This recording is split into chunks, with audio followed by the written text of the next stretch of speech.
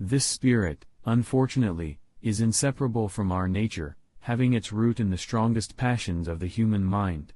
It exists under different shapes in all governments, more or less stifled, controlled, or repressed, but in those of the popular form it is seen in its greatest rankness and is truly their worst enemy. The alternate domination of one faction over another, sharpened by the spirit of revenge natural to party dissension, which in different ages and countries has perpetrated the most horrid enormities, is itself a frightful despotism. But this leads at length to a more formal and permanent despotism. The disorders and miseries which result gradually incline the minds of men to seek security and repose in the absolute power of an individual, and sooner or later the chief of some prevailing faction, more able or more fortunate than his competitors, turns this disposition to the purposes of his own elevation on the ruins of public liberty. Without looking forward to an extremity of this kind, which nevertheless ought not to be entirely out of sight, the common and continual mischiefs of the spirit of party are sufficient to make it the interest and duty of a wise people to discourage and restrain it. It serves always to distract the public councils and enfeeble the public administration. It agitates the community with ill-rounded jealousies and false alarms, kindles the animosity of one part against another, foments occasionally riot and insurrection. It opens the door to foreign influence and corruption, which find a facilitated access to the government itself through the channels of party passion. Thus the policy and the will of one country are subjected to the policy and will of another. There is an opinion that parties in free countries are useful checks upon the administration of the government, and serve to keep alive the spirit of liberty. This within certain limits is probably true, and in governments of a monarchical caste patriotism may look with indulgence, if not with favor, upon the spirit of party. But in those of the popular character, in governments purely elective, it is a spirit not to be encouraged. From their natural tendency it is certain there will always be enough of that spirit for every salutary purpose, and there being constant danger of excess, the effort ought to be by force of public opinion to mitigate and assuage it. A fire not to be quenched, it demands a uniform vigilance to prevent its bursting into a flame, lest, instead of warming, it should consume. It is important, likewise, that the habits of thinking in a free country should inspire caution in those entrusted with its administration to confine themselves within their respective constitutional spheres, avoiding in the exercise of the powers of one department to encroach upon another. The spirit of encroachment tends to consolidate the powers of all the departments in one, and thus to create, whatever the form of government, a real despotism. A just estimate of that love of power and proneness to abuse it which predominates in the human heart is sufficient to satisfy us of the truth of this position. The necessity of reciprocal checks in the exercise of political power, by dividing and distributing it into different depositories, and constituting each the guardian of the public weal against invasions by the others, has been evinced by experiments ancient and modern, some of them in our country and under our own eyes. To preserve them must be as necessary as to institute them. If in the opinion of the people the distribution or modification of the constitutional powers be in any particular wrong, let it be corrected by an amendment in the way which the Constitution designates. But let there be no change by usurpation, for though this in one instance may be the instrument of good, it is the customary weapon by which free governments are destroyed. The precedent must always greatly overbalance in permanent evil any partial or transient benefit which the use can at any time yield. Of all the dispositions and habits which lead to political prosperity, religion and morality are indispensable supports. In vain would that man claim the tribute of patriotism who should labor to subvert these great pillars of human happiness, these firmest props of the duties of men and citizens. The mere politician, equally with the pious man, ought to respect and to cherish them. A volume could not trace all their connections with private and public felicity. Let it simply be asked, where is the security for property, for reputation, for life, if the sense of religious obligation desert the oaths which are the instruments of investigation in courts of justice? And let us with caution indulge the supposition that morality can be maintained without religion. Whatever may be conceded to the influence of refined education on minds of peculiar structure, Reason and experience both forbid us to expect that national morality can prevail in exclusion of religious principle. It is substantially true that virtue or morality is a necessary spring of popular government. The rule indeed extends with more or less force to every species of free government. Who that is a sincere friend to it can look with indifference upon attempts to shake the foundation of the fabric. Promote, then, as an object of primary importance, institutions for the general diffusion of knowledge. In proportion as the structure of a government gives force to public opinion, it is essential that public opinion should be enlightened. As a very important source of strength and security, cherish public credit. One method of preserving it is to use it as sparingly as possible, avoiding occasions of expense by cultivating peace, but remembering also that timely disbursements to prepare for danger frequently prevent much greater disbursements to repel it, avoiding likewise the accumulation of debt, not only by shunning occasions of expense, but by vigorous exertions in time of peace to discharge the debts which unavoidable wars have occasioned, not ungenerously throwing upon posterity the burthen which we ourselves ought to bear. The execution of these maxims belongs to your representatives, but it is necessary that public opinion should cooperate. To facilitate to them the performance of their duty, it is essential that you should practically bear in mind that toward the payment of debts there must be revenue, that to have revenue there must be taxes, that no taxes can be devised which are not more or less inconvenient and unpleasant, that the intrinsic embarrassment inseparable from the selection of the proper objects, which is always a choice of difficulties, ought to be a decisive motive for a candid construction of the conduct of the government in making it, and for a spirit of acquiescence in the measures for obtaining revenue which the public exigencies may at any time dictate. Observe good faith and justice toward all nations. Cultivate peace and harmony with all. Religion and morality enjoin this conduct. And can it be that good policy does not equally enjoin it? It will be worthy of a free, enlightened, and at no distant period a great nation to give to mankind the magnanimous and too novel example of a people always guided by an exalted justice and benevolence. Who can doubt that in the course of time and things the fruits of such a plan would richly repay any temporary advantages which might be lost by a steady adherence to it? Can it be that Providence has not connected the permanent felicity of a nation with its virtue? The experiment, at least, is recommended by every sentiment which ennobles human nature. Alas! Is it rendered impossible by its vices? In the execution of such a plan nothing is more essential than that permanent, inveterate antipathies against particular nations and passionate attachments for others should be excluded, and that in place of them just and amicable feelings toward all should be cultivated. The nation which indulges toward another an habitual hatred or an habitual fondness is in some degree a slave. It is a slave to its animosity or to its affection, either of which is sufficient to lead it astray from its duty and its interest. Antipathy in one nation against another disposes each more readily to offer insult and injury, to lay hold of slight causes of umbrage, and to be haughty and intractable when accidental or trifling occasions of dispute occur. Hence frequent collisions, obstinate, envenomed, and bloody contests. The nation prompted by ill will and resentment sometimes impels to war the government contrary to the best calculations of policy. The government sometimes participates in the national propensity, and adopts through passion what reason would reject. At other times it makes the animosity of the nation subservient to projects of hostility, instigated by pride, ambition, and other sinister and pernicious motives. The peace often, sometimes perhaps the liberty, of nations has been the victim. So, likewise, a passionate attachment of one nation for another produces a variety of evils.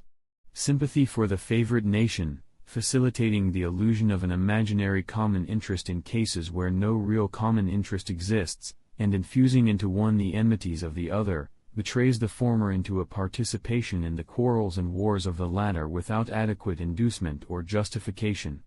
It leads also to concessions to the favorite nation of privileges denied to others, which is apt doubly to injure the nation making the concessions by unnecessarily parting with what ought to have been retained, and by exciting jealousy, ill will, and a disposition to retaliate in the parties from whom equal privileges are withheld, and it gives to ambitions, corrupted, or deluded citizens, who devote themselves to the favorite nation, facility to betray or sacrifice the interests of their own country without odium, sometimes even with popularity, gilding with the appearances of a virtuous sense of obligation, a commendable deference for public opinion, or a laudable zeal for public good, the base or foolish compliances of ambition, corruption, or infatuation.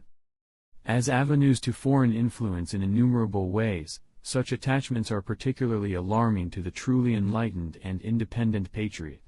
How many opportunities do they afford to tamper with domestic factions, to practice the arts of seduction, to mislead public opinion, to influence or awe the public councils. Such an attachment of a small or weak toward a great and powerful nation dooms the former to be the satellite of the latter. Against the insidious wiles of foreign influence, I conjure you to believe me, fellow citizens, the jealousy of a free people ought to be constantly awake, since history and experience prove that foreign influence is one of the most baneful foes of republican government. But that jealousy, to be useful, must be impartial, else it becomes the instrument of the very influence to be avoided, instead of a defense against it.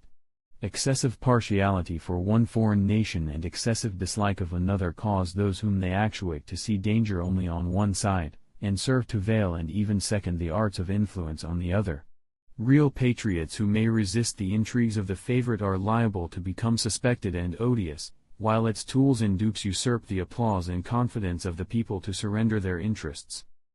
The great rule of conduct for us in regard to foreign nations is, in extending our commercial relations, to have with them as little political connection as possible.